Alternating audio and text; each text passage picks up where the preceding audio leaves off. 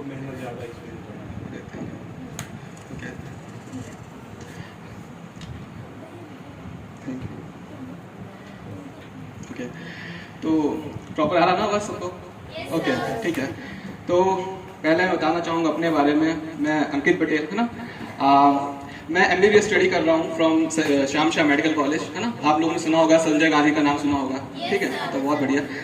तो वहाँ से पढ़ रहा हूँ MBBS। और मेरी पहली प्रेफरेंस होगी आप लोगों को बायोलॉजी पढ़ाना। सब बायोलॉजी इंटरेस्टेड रहता है, बायोलॉजी पढ़ना पसंद है ना सबको? चलो बहुत बढ़िया, ठीक है। तो बायोलॉजी स्कूल में ही पढ़ते होगे। अभी बोरिंग लगती है क्या बायोलॉजी? इंटरेस्टिंग लगती है? चलो तब तो बहुत बढ़िया, ठीक है। तो मोस्टली यहाँ पे मुझे लग रहा है कि 6-7 क्लास के ज़्यादा बच्चे थे, है ना। 11 कौन कौन थे यहाँ पे? ओके, ठीक है। आपका नाम क्या है? ओके, नहीं मैम। आपका? ठीक है। आप स्कूल कौन से? आप स्कूल कौन सी है? अच्छा, यही स्कूल है, तब तो बहुत बढ़िया, ठीक है। तो 11th में अभी आप और आपने पढ़ा होगा, थोड़ी बहुत पढ़ लिया होगा, है ना, NCERT वगैरह। तो अभी आप कौन से क्या पढ़ रहे हो, कौन से चैप्टर पढ़ रहे हो 11th में? ओके ओके, आप कॉमर्स? चलो बहुत बढ़िया, ठीक है ठीक है, चलिए ठीक है।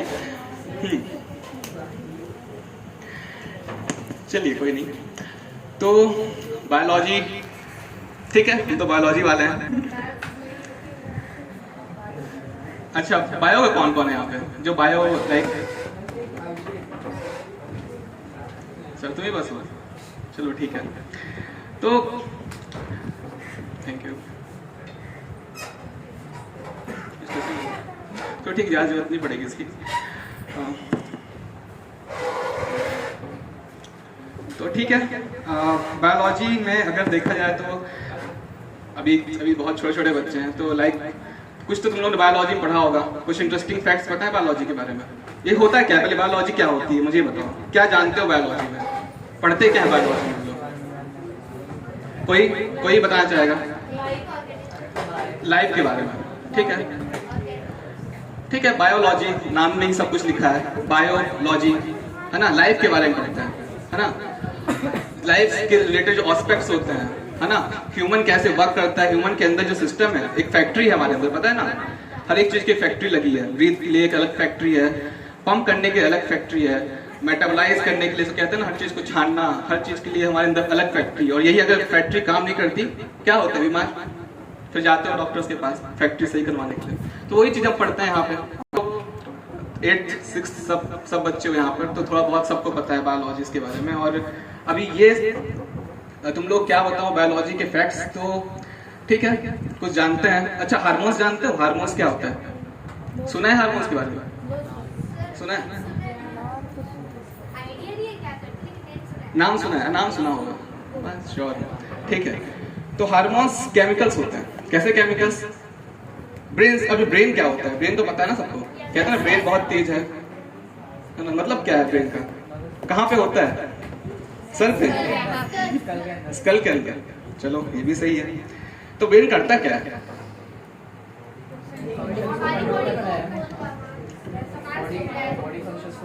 सोचता है। क्या करने का सोचता है? कमांड देता है, ठीक है। और कुछ? और क्या करता है ब्रेन? फंक्शनल कंट्रोल करता है। मतलब कुल मिला के ब्रेन सबसे इंपॉर्टेंट चीज है ना। और हेलमेट क्यों पहनते हैं? यही पता है, ब्रेन को बचाना है। सब टूट जाए लेकिन ब्रेन बचा रहे, है ना। तो यही इंपॉर्टेंट है, ब्रेन बचाना बहुत इंपॉर्टेंट है। क्योंकि ब्रेन के अंदर कोई फॉल्ट आता है तो मतलब तुम्हारा कोई भी हर एक सिस्टम में फॉल्ट आ गया, क्योंकि ब्रेन ही वो रिले सेंटर होता है, कमांड देता है हर चीज के लिए, है ना। तो ठीक है, ब्रेन पता है तुम लोग को। अब हार्मोन्स का जो कॉन्सेप्ट होता है, हार्मोन्स के बाद तुम लोग जैसे थोड़ा बहुत जानते होंगे कि कई हार्मोन्स होते हैं अलग अलग प्रकार के। भूख लगने का हार्मोन्स, भूख ना लगने का हार्मोन्स, है ना। ग्रोथ हार्मोन्स जो तुम्हें बढ़ाते हैं, है ना। तुम्हारे अंदर जितनी भी क्रियाएं हो रही है, इसे मेटाबॉलिज्म कहते हैं। सारा रेगुलेट कौन करता है? हार्मोन्स रेगुलेट करते हैं। तो मतलब सबसे इंपॉर्टेंट केमिकल्स होते हैं। तुमने डायबिटीज का नाम सुना है? हुआ, है ना। घर में कोई ना कोई रहता है डायबिटीज का मरीज, है ना। तो डायबिटीज कैसे होती है? ये भी हार्मोन के लोचे से होती है। इंसुलिन एक हार्मोन होता है। असल में तुम्हारे शरीर में जो ब्लड शुगर जानते हो ना, खाते हो, ठीक है। तो कहते हैं खाना ज्यादा शुगर मत खाओ, डायबिटीज हो जाएगा।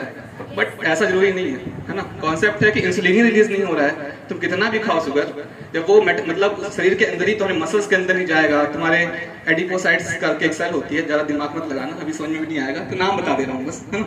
उसके अंदर चला जाता है, अगर वो जाएगा ही नहीं, जो कि कौन मतलब उसके अंदर जाने के लिए कौन बोलता है, इंसुलिन। अगर वही नहीं है तो ब्लड में शुगर हमेशा रह जाएगा, तो वही क्या करेगा, प्रॉब्लम्स करेगा।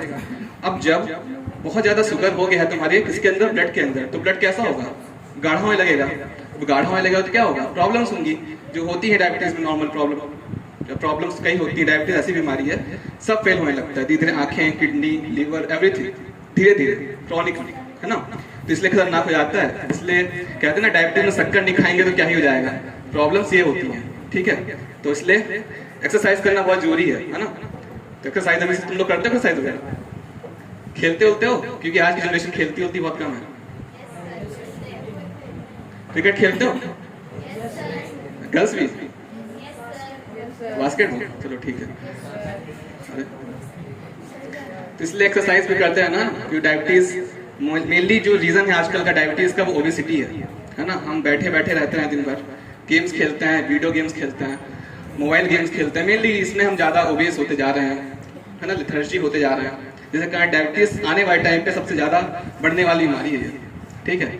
और हार्ट अटैक भी इसी का एक रीज़न है। कोलेस्ट्रॉल ज़्यादा, बर्गर्स वगैरह खाते हो, है ना, पिज्ज़ा, है ना, सब ज़्यादा, इसमें तुम लोग सब ज़्यादा खा रहे हो, चीज़, है ना, तो ये भी बहुत प्रॉब्लम है, ठीक है। तो अभी मैं सोचा था कुछ पढ़ाने का, बट अभी सब मिक्स हो, है ना। तो बस कुछ ऐसे फैक्ट्स बताता हूँ, तुम लोग से इंटरेक्ट करते हैं, है ना। तो हालांकि तुम लोग क्या पढ़ाए थे, आर्टिफिशियल इंटेलिजेंस, सर पढ़ा दूँ?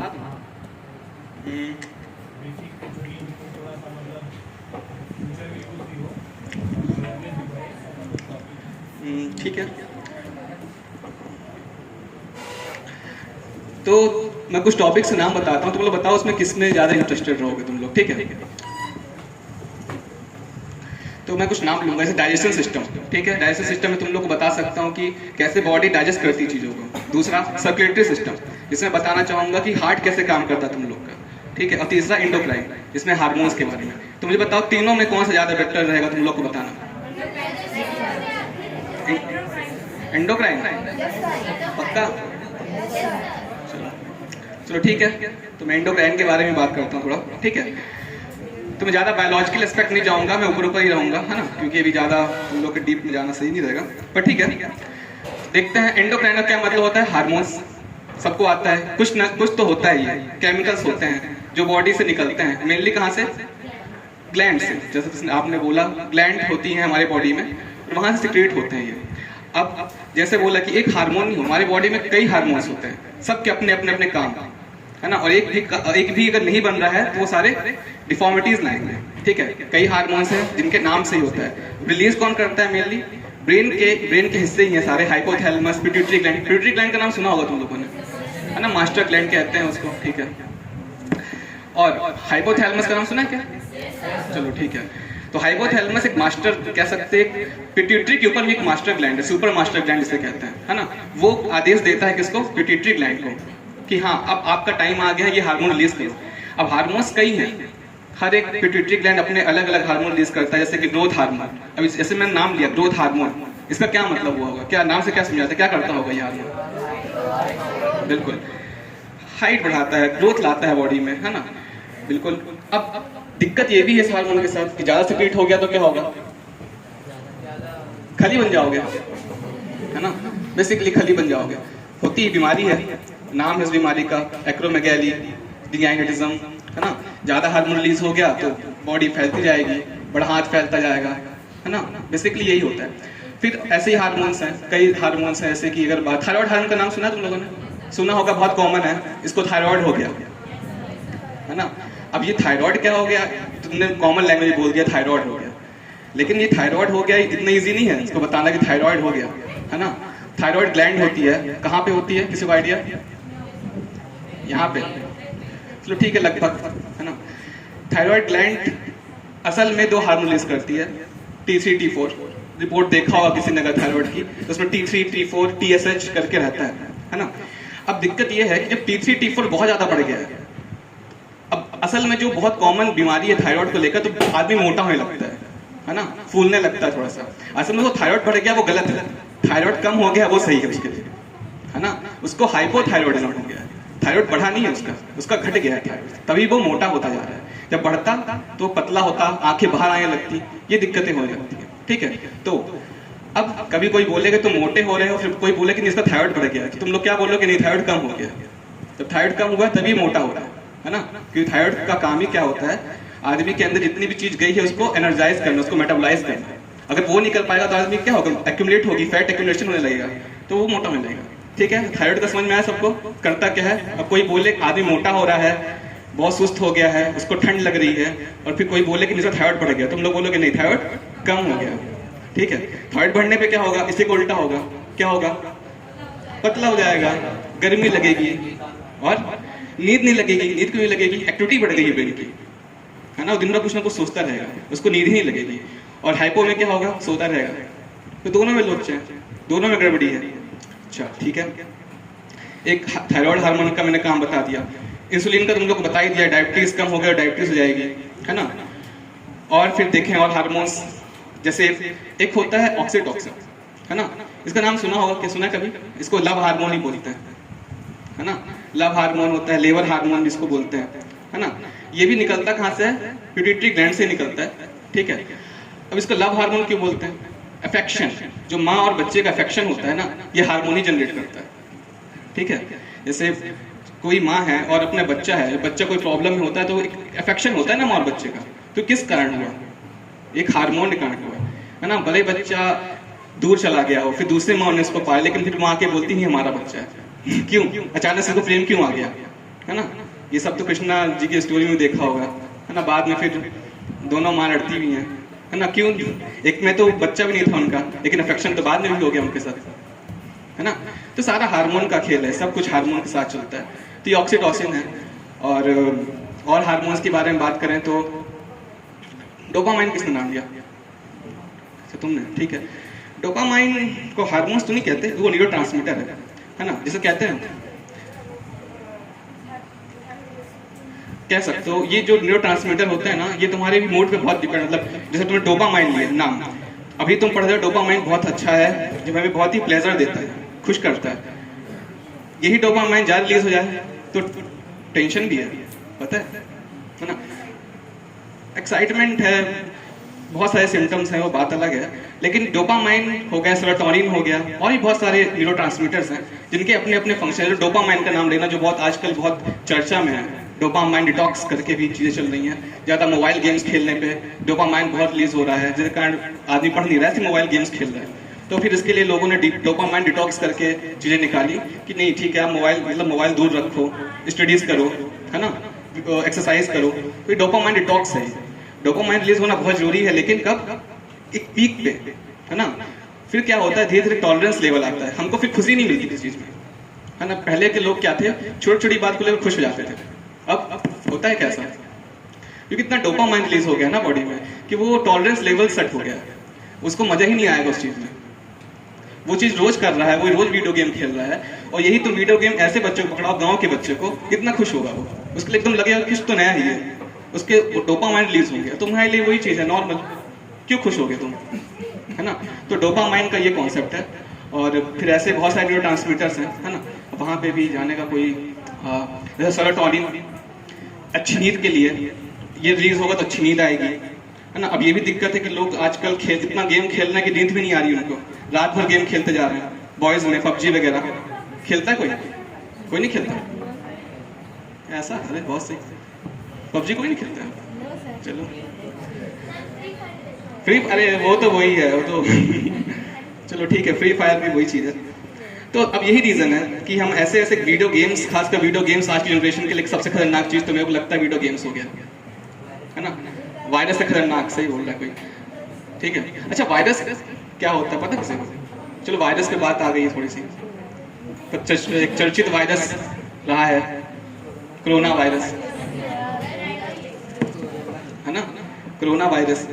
और किसी ने क्लासिफिकेशन में पढ़ा होगा वायरस को, कहीं पे भी हम क्लासीफाई नहीं करते। वायरस को जब लोगों ने पढ़ा था पहले तो उसकी कोई वैल्यू नहीं थी वायरस की, कि हाँ चलो ठीक है एक ऐसा पार्टिकल है जो बाहर रहता है तो डेड है, लेकिन हमारी बॉडी के अंदर आता है लिविंग हो जाता है। समझ लो क्या मतलब उसका, अगर वो बाहर है तो वो एक डेड पार्टिकल है, उसका कोई महत्व नहीं है, कुछ नहीं कर सकता हमारा वो। लेकिन जैसे ही वो हमारे अंदर आया क्या करने लगेगा, करते ही क्या है, मार देगा और क्या करता है ना, हॉस्पिटल पहुंचा देता है ना। तो ये वायरस की कहानी है, ठीक है, जो कोरोना वायरस करके जो इतना प्रचलित हुआ है ना, तुम लोग को पता है चाइना से निकला, ऐसा लोग बोलते हैं, वुहान से, है ना। अब ये भी बोला गया कि ये वायरस जो मोस्टली एनिमल्स से था, लोगों की थ्योरीज आई, कहते हैं कि बैट से था, बैट से फिर ह्यूमन में ट्रांसमिट हुआ, और ऐसे वायरस और खतरनाक हो जाते हैं। क्यों? क्योंकि पहले एनिमल्स के अंदर पहले ओरिजिनेट थे, उनके लिए अलग से एंटीबॉडीज बनती थी, लेकिन हमारे अंदर एकदम नया से वायरस आया है, तो हमारे लिए कई बॉडी प्रिपेयर ही नहीं हुई उस चीज के लिए, है ना। अब वैक्सीनेशन हुआ, तुम लोग ने सबने लगवा लिया होगा, मोस्टली लोग को लग गई होगी वैक्सीनेशन, है ना। तो वैक्सीनेशन, अच्छा वैक्सीनेशन तुमने लगवाया, लगभग आइडिया हो गया होगा वैक्सीन का क्या मतलब होता है ना, कि वैक्सीन करती क्या हमारे बॉडी में, वैक्सीन लगवाते हैं तो बुखार क्यों आती है, ये पता है तुम लोग, है ना, क्यों आती है ना, क्योंकि हम वैक्सीन में लगाते क्या है, एक वायरस ही लगाते हैं, है ना, बिल्कुल सुपर नेटेड फॉर्म कहते हैं इसको, जो एक्टिव नहीं है वायरस, बस उसका एंटीजन लगा रहे हैं, जिसके कारण क्या होगा, हमारी बॉडी के अंदर एक पता चल जाएगा कि एक ऐसा चीज है जो हमारे अंदर खतरा पैदा कर सकता है ना। तो वही चीज है, ये सब बायोलॉजी में पढ़ते हैं, ये सब बायोलॉजिकल एस्पेक्ट्स हैं, ठीक है। तो ठीक है, तो अर्पित ठीक है, तो और कुछ जानना, अच्छा बायोलॉजी में कुछ जानना चाहोगे, कोई किसी कोई डाउट आता है बायोलॉजी में, क्या कुछ क्या होता है? हाँ हाँ बोलो बोलो। हाँ ठीक है ठीक है ठीक है, बैठो। देखो पीलिया से क्या मतलब होता है, जॉन्डिस, है ना, बिलीरुबिन। अब बिलीरुबिन कैसे बनती है, फैटी लीवर का क्या कॉन्सेप्ट है, फैटी लीवर होता क्या है पता है? हाँ, मेनली अल्कोहल एक बहुत बड़ा रीजन है, और अल्कोहल के अलावा जब कोलेस्ट्रॉल्स का एक बहुत बड़ा रीजन है। फैटी लीवर का मतलब ये कि लीवर के अंदर एक सूजन आ गई, फैट का एक्युमुलेशन हो गया, अब लीवर उतना मेटाबोलाइज नहीं कर पा रहा उस चीज को। अब जॉन्डिस क्यों हुई? जॉन्डिस होने के कई रीजंस हैं। बिलीरुबिन एक केमिकल है जो बेसिकली बनता है आरबीसी से, जो रेड ब्लड सेल होते हैं, वो जब टूटता है तो बिलीरुबिन को प्रोड्यूस करता है, और फिर वही bilirubin non conjugated conjugate form में निकलती है, और पीलिया इसी को बोलते हैं। बिलीरुबिन बहुत बढ़ गया है तो पीलिया हो गई है। अब सिर्फ लीवर खराब होने से पीलिया हो, ये बात गलत है।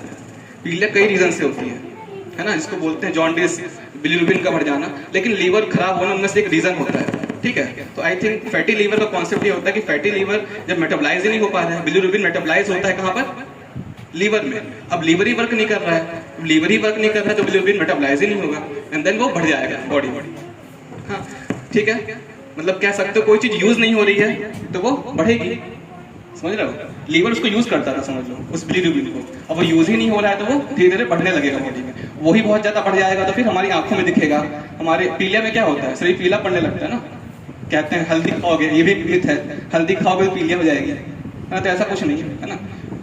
आरबीसी जो रेड ब्लड सेल है वो टूटेंगे तो ही पीलिया होगा, ठीक है, आया समझ में। पीलिया, घर वालों को बोलना पीला खाने से पीलिया नहीं होती, ठीक है।